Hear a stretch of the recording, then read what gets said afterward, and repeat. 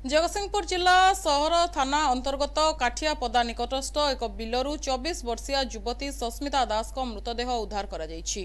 घटनास्थल में पुलिस पहुंची मृतदेह को जबत कर तदंत आरंभ करिछि।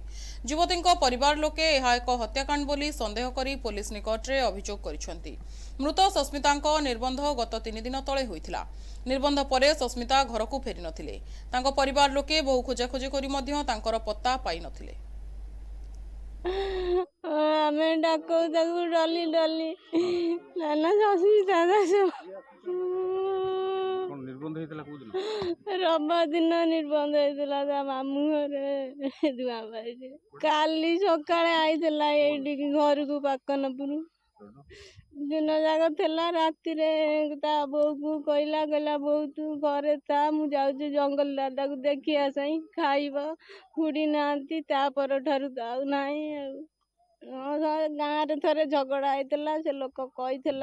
मारियो बोली कहला तुम संसार उच्छन करदेवी बोली जहाँ कही से करदेला से आम गाँव रे जड़े ता ना टुंगा बोली काली राति 8टार मुझे मुझे आज सकाଳେ जानी ना प्रमोद कुमार दास मोर डाकती सालुआ केमी आम तो कई शत्रु ना बद कई ना गोटाए लोक 10-15 दिन तले झगड़ा करता मो सारे से मत कही डायरेक्ट कही कहला तो घर बम पकईदेवी ना माए तो झील को बाहर करदेवी तो मारिदेवी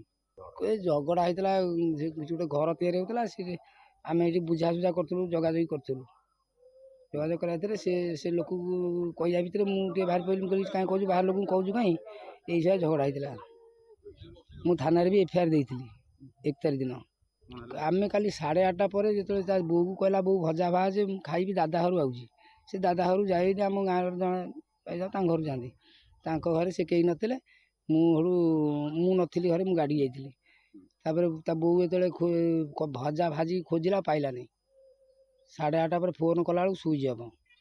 ये भावला बोधे घटी जाए सांग घटी जाए बोले थी से राति एकुटिया स्त्री गोटा गला नहीं सका मोदी फोन कला कहला झील काल सुइच ऑफ खोजिक आम पाऊनी मोर दौड़ी आसी मुझे पहुँचा पचारा पचर कला ना ये मुझे सुइच खोजिली भल मंद कली मोबाइल जिते नगेली आ लगे नहीं लगला मुझे बुली खोजुची आ सब बंधु घर बुली खोजी सब बंधु घर आइली सका कौटी ना परदिन कारण तार निर्बंध होता ना अबिका मुझे जगतसिंहपुर ठिया खोजिकी जीवी बोली बाहरी बोरिकिना गए मौसी घर को मौसी घर हूँ बोरिकिना तलू घर को जी बाहरी मुझे झील सान झीआरी फोन कला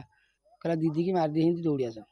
संजय कौन आम तो शत्रु नथिले कई से तो गोटाए दिन शत्रु आउन से तो गोटाए शत्रु कही जहाँ करदेला से कौन कह